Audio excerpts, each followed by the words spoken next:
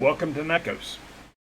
Glad you're here with us. If you've never been on the show before, feel free to enter anything into the chat you want to for me to discuss. I'm much more of a conversational person than I am a expositor, even though I tend to do about 20 minutes or so of exposition at the beginning of our shows. Today's topic is going to be kind of potpourri. We're working around the subject of world building, and in this case, we're going to be talking today about looking at community building and cities and that kind of thing. And the list here is for a different episode, so I just am running through the different screens here to see what I've got going on here. That's that one. Okay. So when we talk about building a community, we look at the concepts of what a place feels like.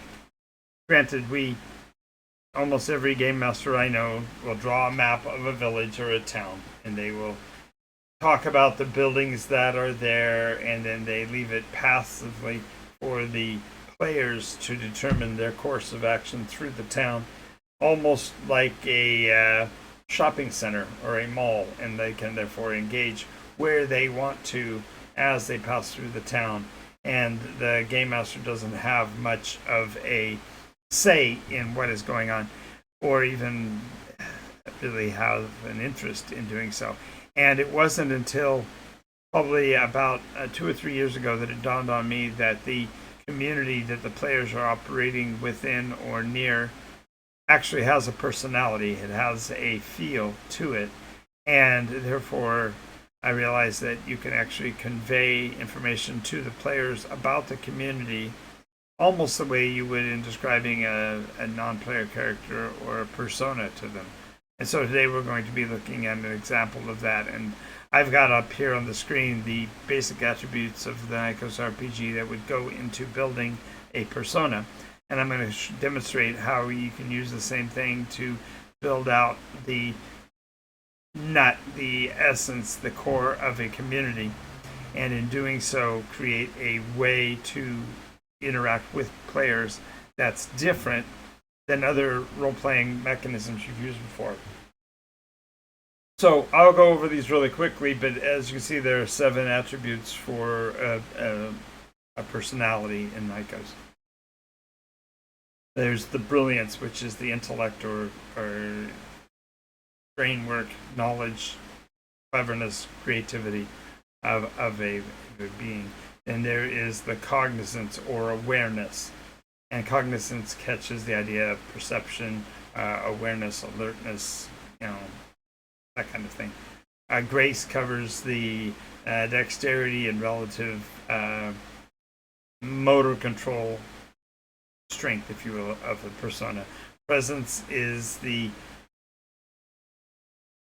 it's the part that probably doesn't match to a standard role-play game, because presence is the footprint that the persona would make when they walk into a room. In this case, when you walk into a town, what do you feel about the town? What is its is it a passive place or an active place? Is it an aggressive place or a peaceful place? What is it like? Resilience is its ability to withstand damage, destruction, annoyances, and such. Resolve is its tenacity. It's a willingness to hold to a position. And then finally, foundation is that, to use the French term, which means I don't know, je ne sais quoi. This foundation is the collective average of the others, to kind of describe it when you really can't put words to it. And so in many ways, the foundation will be fundamentally in reverse, laying the establishment behind all of the others, although they're ordered in reverse, and you'll see why in a minute. So the mechanism for these could be just a straight dice roll. You could simply roll percentage dice, and in a random encounter, that might be the best thing, where you would just say, okay, my brilliance is 53, so then we go to brilliance, and we change the brilliance value to 53. And I'll show you what this looks like, and then we'll come back and discuss it in a second. Cognizance is 7.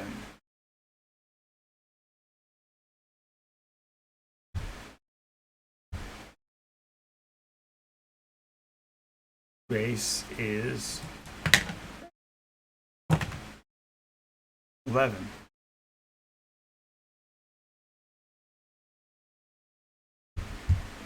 And you can notice that the numbers are kind of going to be all over the board here. We might get some high numbers, might get some low numbers.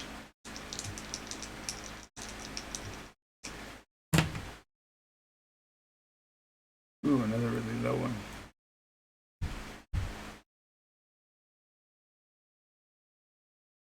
And I think you'll see that using a simple dice rolling system like this, the numbers are going to be rather nonsensical because it won't seem to make sense.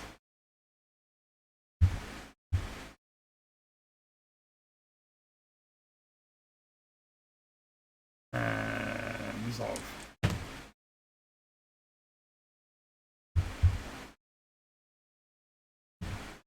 And then I've got to get a calculator because I don't do these things in my head anymore. 53 plus 7 plus 11 plus 5 plus 87 plus 45 divided by 6.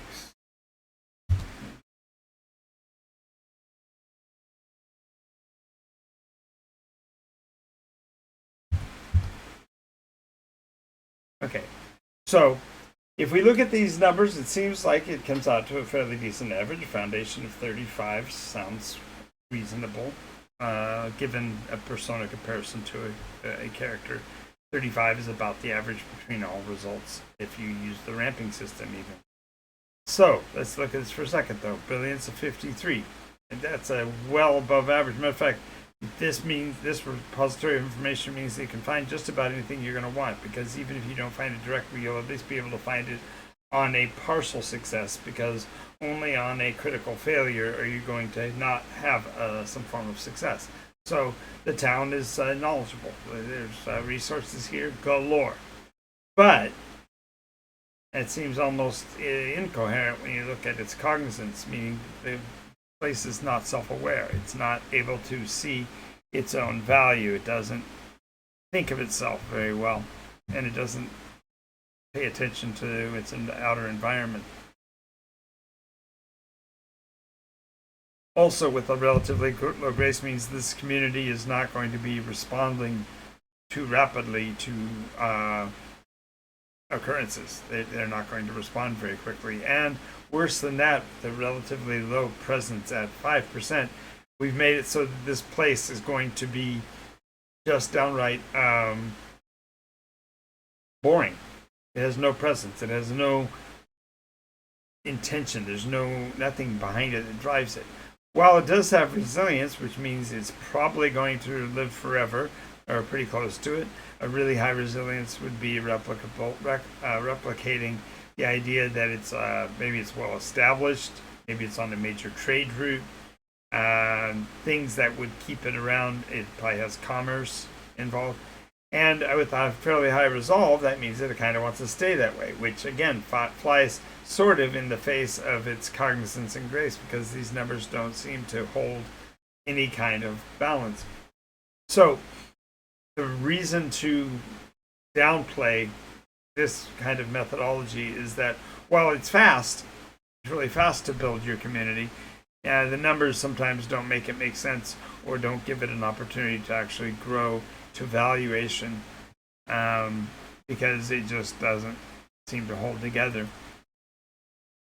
That doesn't mean that it couldn't work, and there are times when, especially when you're doing off-the-cuff game mastering, that a system like this would be pretty quick to build a village, because even though we don't know much about this perceived location, we do have some things that make it distinguishing. You know, why is it slow?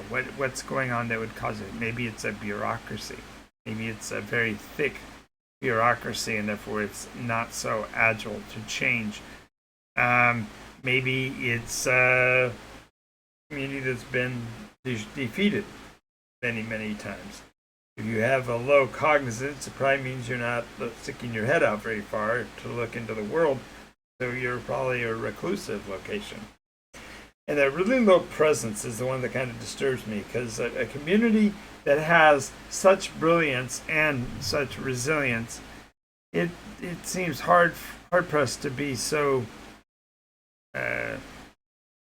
exclusive, so separated from the world. It doesn't seem to be drawing much attention. Maybe it's because the sources of information are of a criminal element. The point here is that when you are story building and you're going to use a random generator, you can do a capricious one like this, or you can use a ramp system. And if you're familiar with the ramping system, you have a root value for each of these numbers, and you're rolling against that root value. If you exceed the root value advances by a step. And then you roll again. And as long as you succeed on each step, it ramps again and again until it fails. Once it fails, then the root becomes the currently targeted route becomes the ramp. That becomes the actual ability. So let's take a look at that as an example instead. Let's go with this brilliance value, and we're going to start we're going to start each one of these. Let me get my back to edit here. I'm going to set each one of these to 5% to start with, because we're going to ramp from there.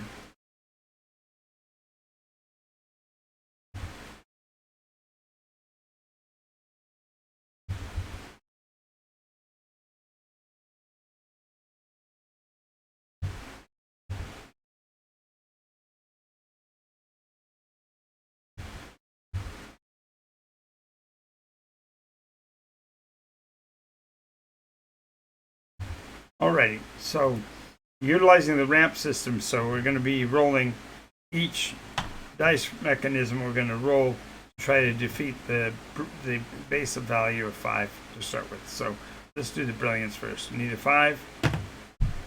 42 is more than 5, so we beat that, so we're going to go for 10. I'm just going to just go through the process for each one and then write them down. So we're at 10. 55 is more than 10. 15. 38 is more than 15. It's 20. 25. Okay, we not beat 25. So brilliance is 25. Next we go to cognizance. Beat 5, going for 10. Beat 10, 15, 20. Not beat 20. Becomes 20. Base is 5. It stays 5. It's not a very, still sounds like a bureaucracy to me. Presence 5. Going to 10. 15. 20. 25, 30.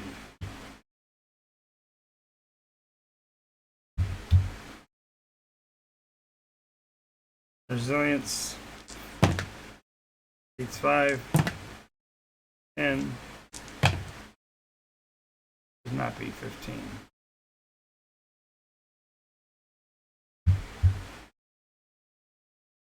Solve. 5, 10, 15, not be 20.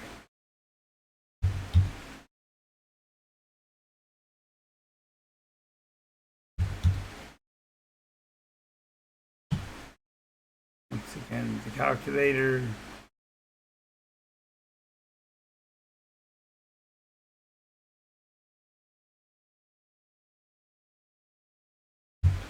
$25.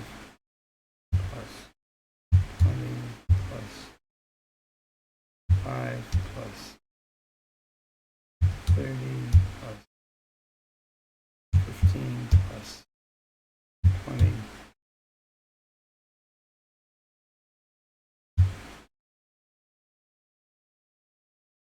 divided by 6.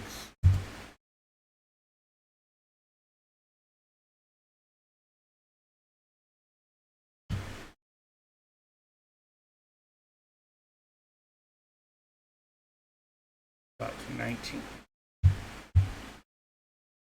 All right. So now these numbers are closer together. The compression processing of the ramp keeps the numbers closer together as an average because they are all aiming at a break point, and that break point exceeds each time and eventually levels off.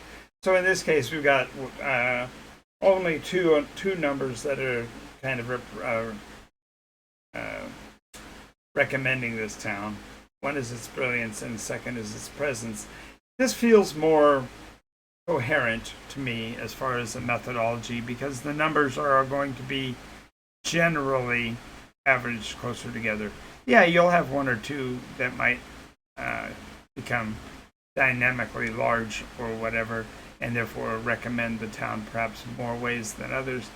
But in this case, with a brilliance of 25, which means generally speaking about half of any questions that the players want to ask can get some kind of an answer. There'll be some that won't. Almost half of the questions won't be able to get an answer, which begs, of course, why would you stick around in a town if you can't get all the answers you need? More than likely, this is probably a vassal community, which means that it's under some lordship someplace. So there are resources nearby that might have more information. Also, the level of brilliance also tends to lend itself to giving you an idea of what kind of community you have, what kind of structures you are around to have that kind of a numeric value. If you had a higher value, for example, you might be looking at a place that has a university or a major library. The fact that you've only got about 50% means that if you do have a library, it's going to be rather stilted in terms of what resources you'll have. With the cognizance of 20, the town's got some kind of a reputation of better than one and a quarter, actually almost more than a third of people would know the community name if you called it out in their hearing.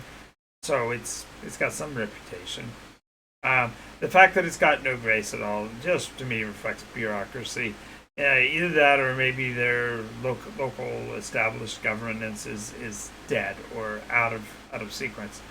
Normally, a moderately high grace would mean the town's agile activist involved in things, that kind of thing. But a low-level grace simply just reflects that the town's not going to be responsive to claims or accusations or whatever.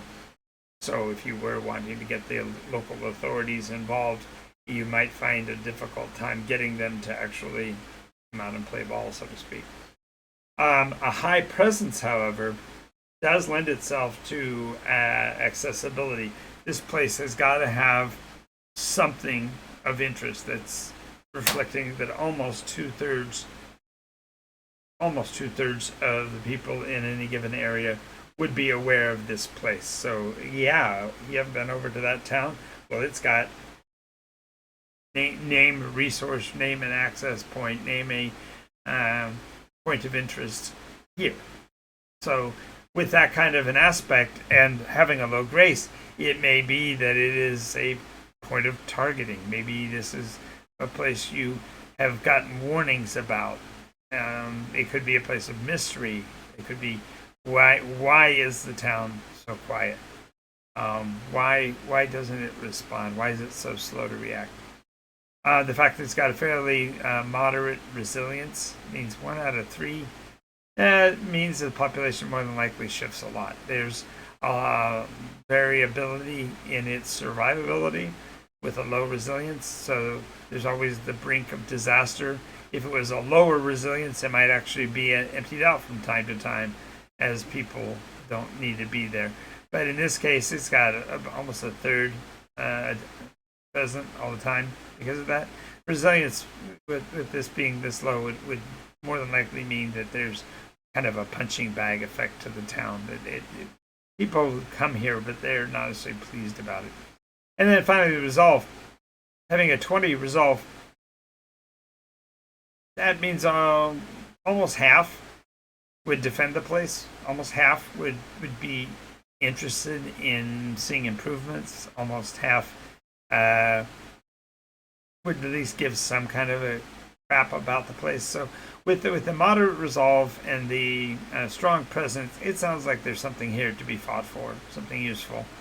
And with, again, notice we've always spoken about all these numbers in terms of generalities, because what you're building is the persona behind the town. What is the feel of the place? And when you have a feel for the place and awareness of what's important, you know, if a city has architecture, a valuable resource, a valuable material component, maybe mines, these numbers would be reflected perhaps higher. The fact that it's so meandering, I suggest to me that it's a travel town. Maybe it's got a tourist trap or two, something that draws people to come and check it out, but then they find they don't want to stick around because it's too burdensome of a community. Maybe you've got an HOA. Whatever the reason, they're not sticking, and there's only a lackluster amount of intellectual information you can gather from the place. With a relatively moderate cognizance, at least with a 20 cog, you have at least somebody that might be aware of what could be changed. And so there's a possibility that you might find a group of people in the town, however small, that do give a crap and do want to change it. And so therefore there are ways that this town might be, so to speak, redeemed by other players becoming involved in the process, if that makes sense. Now notice, we've done this entire thing with the theater of the mind. We're operating in the abstract here, and this kind of plays as a juxtaposition to the nesting doll mechanism that we normally use when I'm building maps, because this process gives you a feel for this community, and so we could then therefore take this community element and put it into place on a map we already have and see how that goes. So let's do that. Let me go over here and grab one to draft and get it started up. Since we now have numerical values, we're definitely going to want to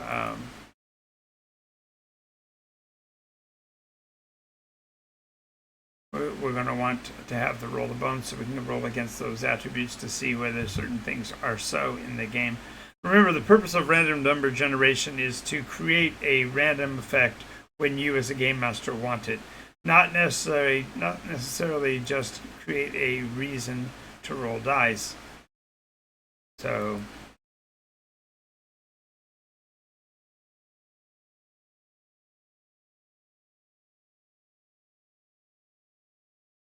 under draft. All right. Okay, so I'm going to grab a map we already have. I've been working on it for a couple of days. The Worm Sweat map. Worm Sweat, spelled WURMSWEDT.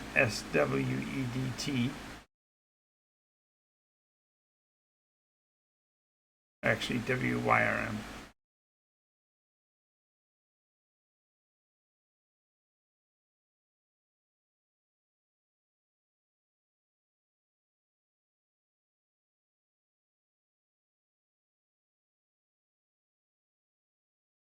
All right, so we're starting the story in the town of Worm Sweat. We haven't established anything about it, so let's use these numbers for right now.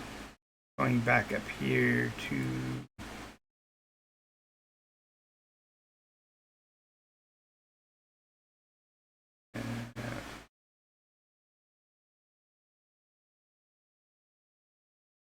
need to grab add a character sheet to it. So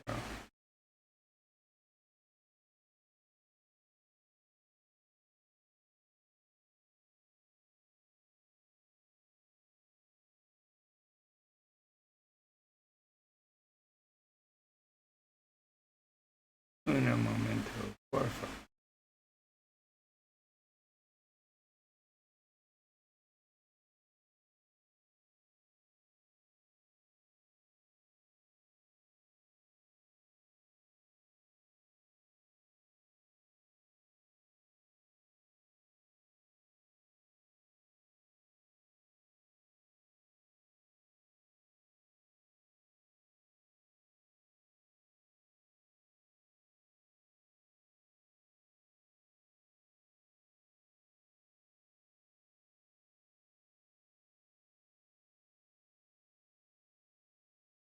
Mm-hmm.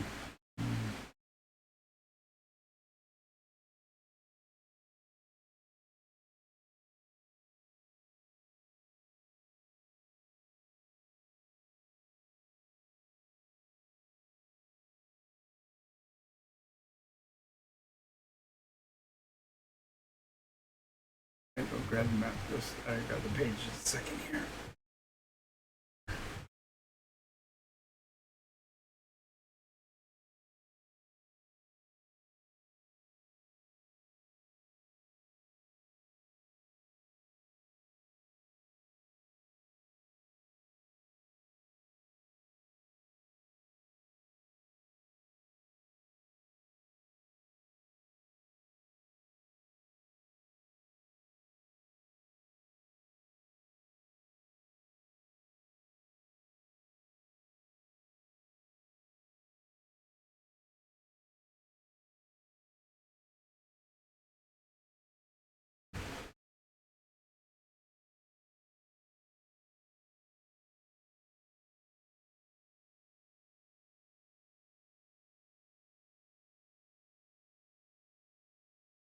There we go.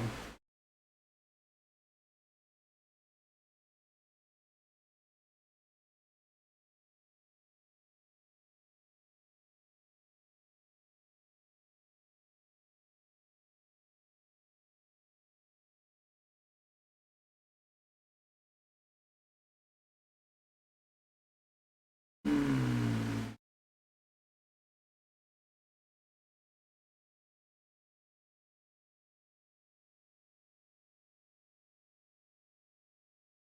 Try that a different way.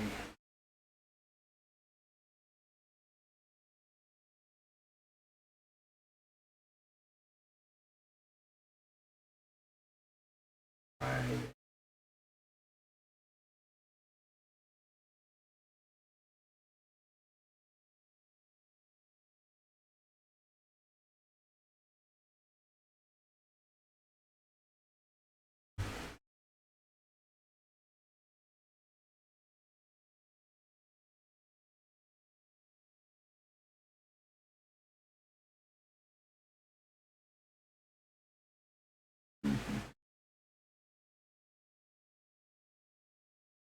Okay. Oh,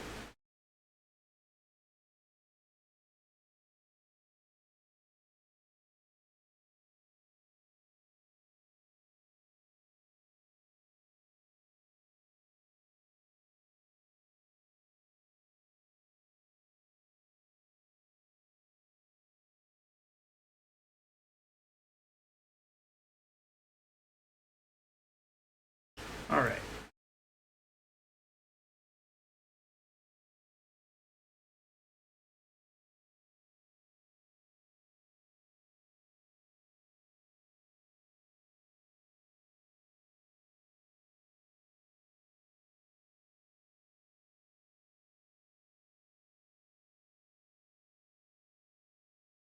Alrighty. So when we're looking at the community of Worm Sweat, and in terms of character creation, we're actually talking about locale here.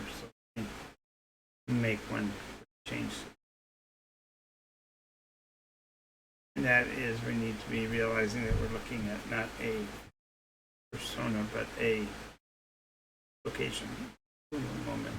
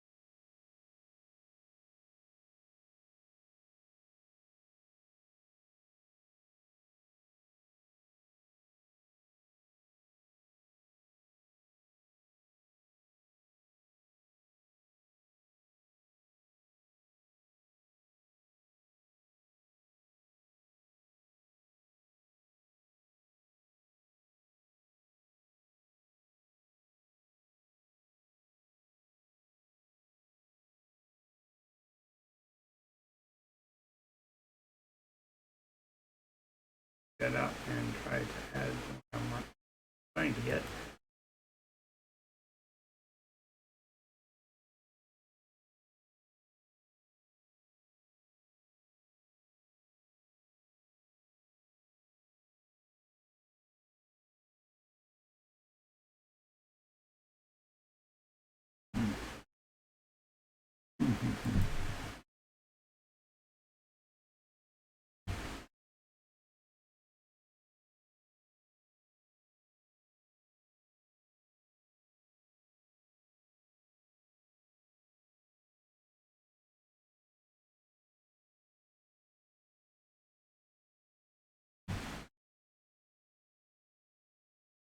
Not letting me capture.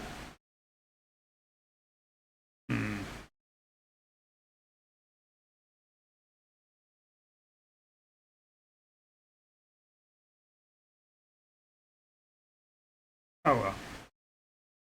We gave it the old college try. The point is that the numbers that we created can be used to define this town of Wormsweat and cement in our minds what the numbers mean rather than the actual numbers. Because all we're really wanting is to get a feel for this town of Wormsweat. So if we go back and look at our numbers, here, not here.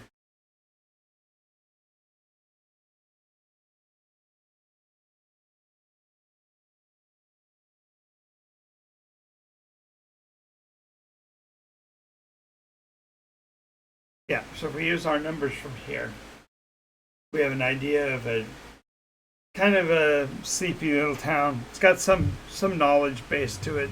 It means it probably has a couple of historical characters or people that have a purpose in their local community.